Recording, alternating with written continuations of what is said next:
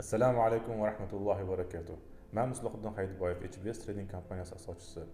Bizning kompaniyamiz Dubayda joylashgan bo'lib, kriptovalyuta va kompaniya aksiyalarining savdosi bilan shug'ullanadi. Va'da qilganimiz kabi, inshaalloh 20-dekabrdan o'zimizni Telegram kanalimizda tekin darslarimizni berib o'tamiz. Umid qilamizki, bu darslarni e'tibor bilan kuzatgan har bir shaxs kripto olamida bemalol savdo qila oladi va eng kamida bir ikkita strategiya egasi bo'ladi. Xo'p, darslarni boshlashimizga eng katta sabab nima bo'ldi? Bu sohani o'zimiz boshlaganimizdan keyin juda ham ko'p muammolarga duch keldik. Masalan, harom va halol juda ham aralashib ketganligini ko'rdik va firibgarlar, yolg'onchilar yuvib ketadigan proyektlar juda ham ko'p. Lekin blokcheynda bu ham proyektlar blokcheyn ustiga qurilgan. Agar blokcheynni yaxshi o'qishni, yaxshi o'rganishni, yaxshi o'qishni va ko'rishni bilib olganingizdan keyin blokcheynda aldashning ilojisi yo'q. Lekin ko'pchiligimiz blokcheynda qanaqangi ko'rishni, qanaqangi o'qishni bilmaganligimiz uchun yolg'onchilarga uchrab qolyapmiz va haromga aralashib qolyapmiz. Shularni biz o'zimiz uchun birinchi bo'lib o'zimiz uchun o'rganib chiqyapmiz va o'rgangan narsalarimizni sizlar bilan bo'lishmoqchimiz. Bu sohada juda ham katta foyda qilsa bo'ladi va shu bilan birgalikda bir kunda bor bisotingizni yo'qotib qo'yishingiz ham bo'ladi. Va sizlar ham men eshitgan bo'lsalaringki, ko'pchilik boshida juda ham katta zarar bilan boshlaydi. Biz iloji boricha shularni filtrlagan holda, chunki bizning boshimizdan o'tdi hammasi, filtrlagan holda sizlarga berib o'tamiz. Darslarimizni boshlashdan oldin esa bitta narsani aytib o'tishimiz kerak. Biz darslarimizda faqatgina shar'iy mumkin bo'lgan savdo uslubini o'rgatamiz. Ya'ni faqatgina spotda ishlashni o'rgatamiz. Futures, options, margin bularni esa o'rgatmaymiz. Bu savdo turlarini bilmasangiz, darsimiz orqali bilib olasiz. Va biz ham ishimizni boshlashdan oldin ancha izlandik, surishtirdik va so'radik. O'zi asli uch yo'nalish bo'yicha ish boshlamoqchi edik. Forex, stock, ya'ni kompaniya aksiyalari va kripto. Lekin forex bo'yicha ulamolar ruxsat berishmagan ekan. Hozirgi birjalarning sistemasi shariat qonunlariga to'g'ri kelmas ekan. Sabablarini esa biz o'zimiz YouTube kanalimizda Dr. Farruh bilan suhbat qilganmiz. U kishi islom oilasi mutaxassisi.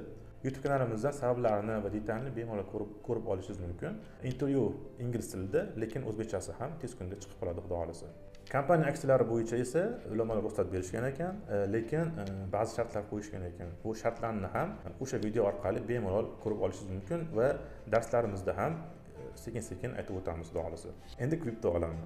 Bu yangi olam, juda ham qiziq va fikrlar ham har xil. Ba'zi ulamolar mumkin deyishyapti, ba'zi ulamolar mumkin emas deb aytishyapti. Biz ham bular orqasidan ancha izlandik, kuzatdik va suhbatlashdik va nihoyat o'sha Dr. Farruh bilan yaqindan suhbatlashishga muvaffaq bo'ldik va u kishi bizga blockchain, Web3 qanaqangi ishlashligini va kripto uni ustiga qanaqa qurilganligini va ularning hammasi islom shariatiga qanaqangi qilib to'g'ri kelishligini dalillari bilan keltirib berishdi. Shu bilan birgalikda 2022-yil kripto olami uchun juda ham muhim yillardan biri bo'ldi. Masalan, davlatlar uni qabul qilishni boshladi va qonunlar kiritishni boshladi. Banklar investitsiya qilishni boshladi. Shu bilan birgalikda mumkin emas, 2 yil oldin mumkin emas degan ba'zi bir ulamolar fikrlarini va fatvolarini ijobiy tomonga o'zgartirishdi yoki ozgina o'rganib ko'raylik, to'xtab turinglar degan fatvoga o'zgartirishdi. Sababi kriptoni o'zi, masalan, aroqqa o'xshagan harom narsa emas. U blokcheyn ustiga qurilgan narsa bo'lib va blokcheyn haqida bo'lsa hech qaysi ulamo harom deganlarini eshitmadik. Bu blokcheyn ustiga qurilgan narsa bo'lib, ulamolar mumkin emas deyishlariga ba'zi bir sabablar bor edi va u sabablar birin-ketin yo'qolib bormoqda. Shu voqealarni kuzatganimizdan keyin va blokcheynni yaqindan tushungan mutaxassislar bilan gaplashganimizdan keyin ko'nglimiz ancha xotirjam bo'ldi va bu ishni boshlashga qaror qildik.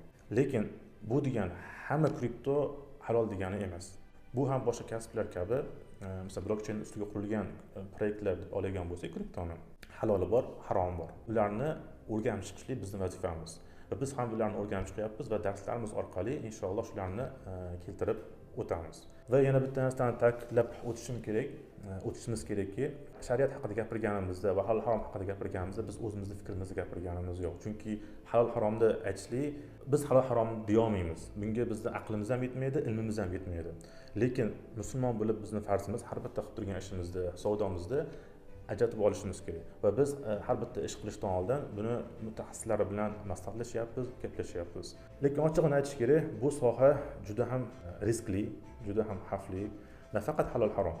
Bu sohada firibgarlar juda ham ko'p, yolg'onchilar juda ham ko'p.